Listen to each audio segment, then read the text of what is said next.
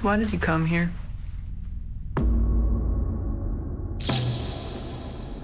I work with my uncle. Are you scared of him? Oh, he's the nicest man in the world. The Osage, their time is over. We got to take back control of our home. I was sent down from Washington, D.C. to see about these murders. We have so many deaths, we've lost count. It's just bad luck. Seems more like an epidemic than bad luck to me. The Osage is dying by the enemy. Do not let them die alone. Evil surrounds my heart.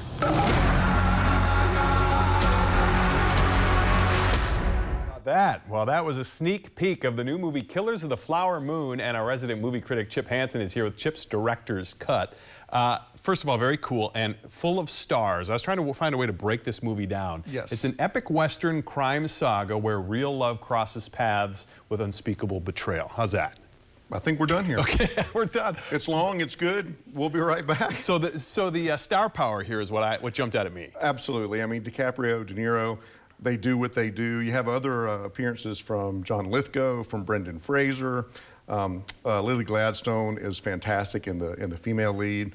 It is a story of true love and unspeakable betrayal, as you point out. It's fascinating. You know, the Osage, it's based on true events, were per capita the richest people on earth when they struck oil, and then suddenly they became the most sought after people. And this is a story based on what we as white America did to these people. Some are going to write it off as woke propaganda. I don't tend to think that way. It's all true. It's all based in fact. Leonardo DiCaprio has just come back from the war, and at the behest of his uncle, played by Robert De Niro, marries an Osage woman, Lily Gladstone. And all these murders are taking place because they want to get control of the oil, the land, and the money. So loosely kind of a Romeo and Juliet type theme, right? Yeah, sort of. Would you say? And when they they have this land that isn't necessarily great land, but when they discover oil, it becomes, as you say, the most valuable land out there. Absolutely. And so everybody's greedy, trying to get their hands on, and then is it bloody? Is it gory? Is it? No, not at all. Not at all. The setup of the movie, you see sort of the aftermath of the crimes. A great deal of the movie deals with the machinations in the background of why this is happening.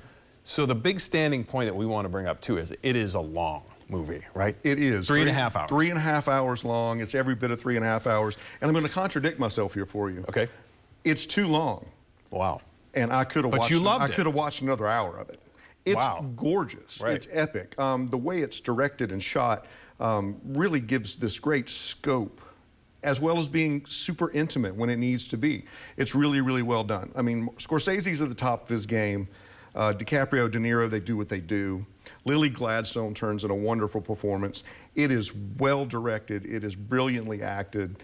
It's gonna make some serious noise come Oscar time, but as you point out, it is just too long. So I have to ask about that. Why is this a trend now, or is this not a trend? Oppenheimer was a long movie, that came out this year. This is a very long movie. Is there a reason that they can't tell the story in 2 hours or an hour and a half? Well, I would never put myself on par with a Scorsese, but having been a director and editor for about 30 years now, I can tell you it's really easy to fall in love with your own stuff. Okay. And I think some of these directors like Scorsese, like Ridley Scott, like Spielberg, I think they've got a lot to say, and they think that everyone wants to hear all of it, and it's difficult to self-edit. Who's going to tell me otherwise? Who's going to tell Scorsese no? Yeah, exactly. Okay, so it's very cool. You said it's beautifully shot, so we look forward to that. When you think about the length, though, I keep going back to that. Why not just make an intermission in movies like this now? You know, you go to a play or you go to Broadway, you're going to take a break. It's hard to sit through 3.5 hours. You got to go to the bathroom. It does beg the question of why is there not an intermission in a 3.5 hour long movie? I think a further question, because of the way the structure of this movie breaks down, it would have been easy, especially in today's viewing climate, to make this into a limited run miniseries on, say, a Netflix or somewhere like that. It would have made 4 or 5 easy 45-minute installments. But I think there's something to contiguous storytelling that's important. And I feel like probably Scorsese felt as if to take a break would be to give the audience an out. This is a difficult movie to watch. It's very, very emotionally fraught. it's difficult to fathom the kind of betrayal that happens in this movie. Okay. And I think in part, I think Scorsese wants to hold your feet to the fire as a viewer and make you face this ugly reality. It's so well done. Okay, a legendary cast and director as well. Thanks so much for your input. Thank you. Very cool.